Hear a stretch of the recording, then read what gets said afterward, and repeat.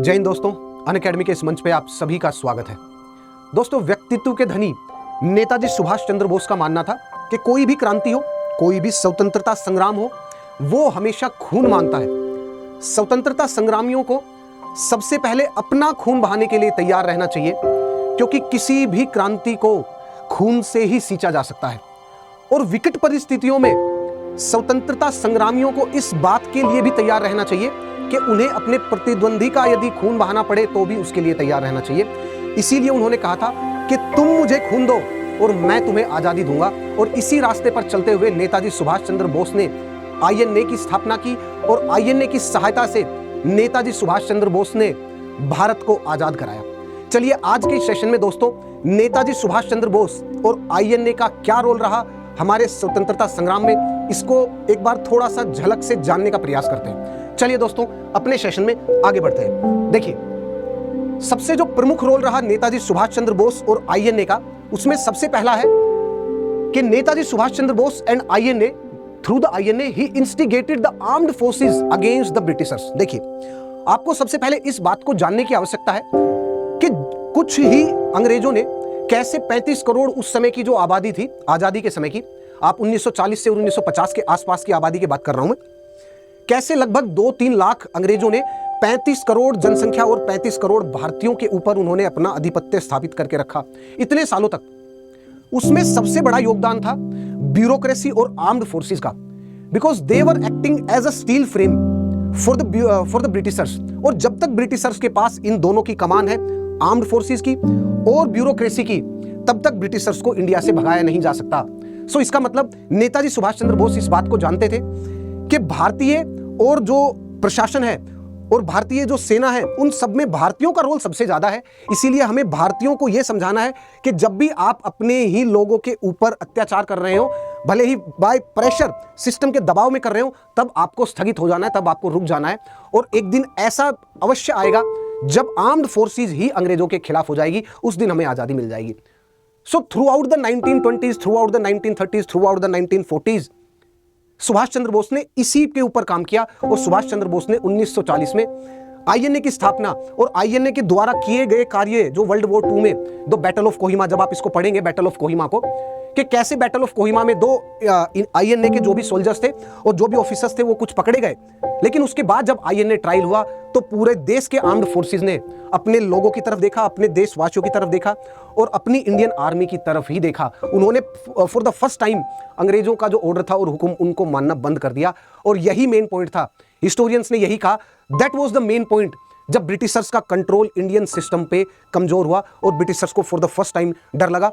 और सबसे पहले उन्होंने जो लेटर लिखा, ब्रिटिश ऑफिशियल्स ने अंग्रेजों में उसको ब्रिटिश गवर्नमेंट को लिखा कि we can assure just 24 hours of the safety and the security for the Britishers in India. उसके बाद से उन्होंने अपना सामान पैक करना स्टार्ट किया था। So the first important point is they instigated the armed forces against the Britishers. Now the second important point is Netaji Subhash Chandra Bose और आईएनए ने यह दिखाया कि Indians if organised well can challenge the mighty. अगर Indians एक साथ एक आवाज उठाएं और एक ऑर्गेनाइज्ड फॉर्मेट में अगर अंग्रेजों के सामने इनफैक्ट आर्म्ड स्ट्रगल भी करें अपने नॉर्मल हथियारों से भी, तो भी ब्रिटिशर्स को चैलेंज किया जा सकता है।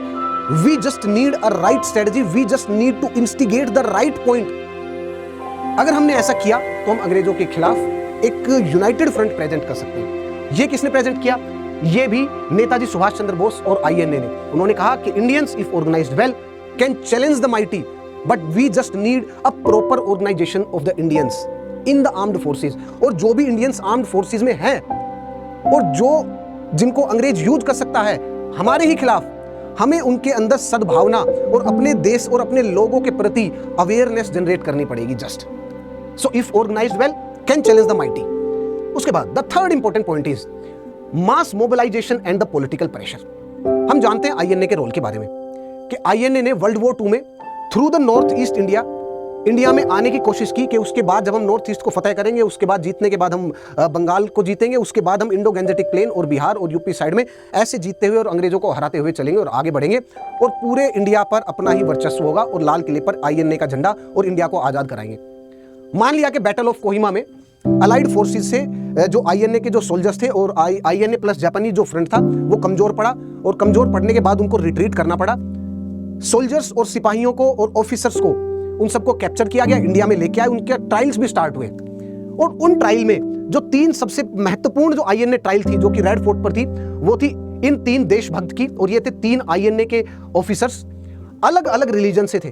और जब openly publicly INA red fort पर दिल्ली में इनके खिलाफ अंग्रेजों ने मुकदमे स्टार्ट किए, तब पूरा का पूरा देश इनके मुकदमे से अपने आप को अटैच करके भावनात्मक और देश के साथ जुड़ा। This ensured the mass mobilisation and the political pressure. अंग्रेजों के ऊपर उससे पॉलिटिकल प्रेशर आया। क्यों? क्योंकि इसमें एक सिख थे, एक हिंदू और एक मुस्लिम।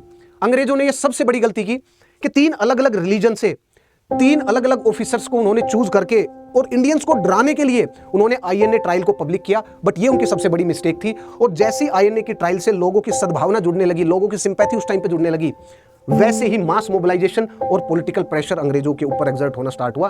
And through the mass mobilisation अंग्रेजों के ऊपर जो प्रेशर था वो उस टाइम पे बहुत हाई था। सो इसका मतलब क्या है कि नेताजी सुभाष चंद्र बोस और आईएनए के कंट्रीब्यूशन एक और फ्रंट पे था। क्या था? लोगों को एकजुट करने में। The united front among the different religion and the mass mobilisation against the Britishers, ये भी एक पॉइंट था। उसके साथ साथ the next important and the foremost point, and I must say कि ये बहुत ही बड़ा पॉइंट था। क्या? कि INA and the Netaji Subhash Chandra Bose increase the prestige of the women. उन्होंने वुमेन की प्रेस्टीज को बढ़ाया। कैसे? आईएनए में there was a dedicated regiment for the women, और उस डेडिकेटेड रेजिमेंट का नाम था रानी की झांसी की रानी रेजिमेंट। आप सोचिए उस समय पर आर्म्ड फोर्सेस में वुमेन्स के कंट्रीब्यूशन को बढ़ाने के लिए नेताजी सुभाष चंद्र बोस ने आईएनए में एक डेडिकेटेड वुमेन रेजिमेंट को सपोर्ट किया था। Under the leadership of Lakshmi Sahgal, captain Lakshmi Sahgal, ये जो वुमेन रेजिमेंट थी इसको प्रमोट और सपोर्ट किया और आगे इसको प्रोत्साहन किया। क्यों? बिकॉज नेताजी सुभाष चंद्र बोस जानते थे कि एक नए देश का निर्माण बिना वुमेन की सपोर्ट के कभी नहीं हो सकता। सो दोस्तों, उस समय के बारे में सोचिए जब नेताजी सुभाष चंद्र बोस इस विजन को दूर तक देख सकते थे कि देश को बनाने के लिए हमें घर को मजबूत करना पड़ेगा, घर को मजबूत करने के लिए हमें औरत को मजबूत करना पड़ेगा।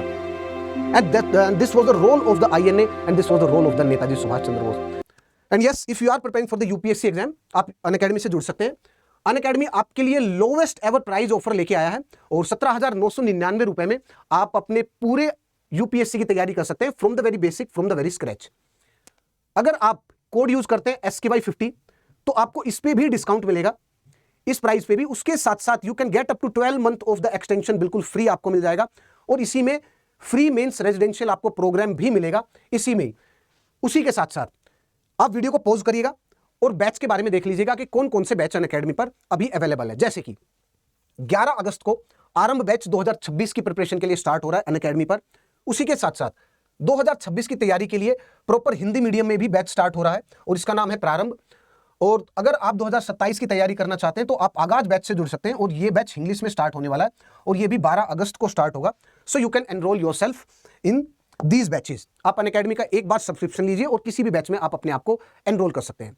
And now there is one more thing, this is called as the main residential programme. और ये मेन रेजिडेंशियल प्रोग्राम क्या है? If you are scoring well in the prelims exam और आप अगर प्रीलिम्स एग्जाम को क्वालिफाई करते हैं, then there will be lodging and the boarding by the Unacademy. मतलब अनअकैडमी आपको एकोमोडेशन प्रोवाइड करेगा, अनअकैडमी आपको फैसिलिटी प्रोवाइड करेगा ताकि आप मेंस अच्छे से दे सके। आप मेंस के टेस्ट सीरीज को अवेल कर सकते हैं, आप अनअकैडमी के सभी बैचेस को एनरोल कर सकते हैं, आप अनअकैडमी के मेंस मेंटरशिप और टेस्ट सीरीज प्रोग्राम को आप अवेल कर सकते हैं। You can avail everything. So this is the mains residential program of the Unacademy, and this is your complete mains preparation all in one, and this is applicable on the 2 years and the above. आप इसके लिए apply कर सकते हैं अगर आप 2 साल का सब्सक्रिप्शन Unacademy से अवेल करते हैं तो। दोस्तों आज के लिए इतना ही, मिलते हैं नेक्स्ट सेशन में। टिल देन, जय हिंद फ्रेंड्स।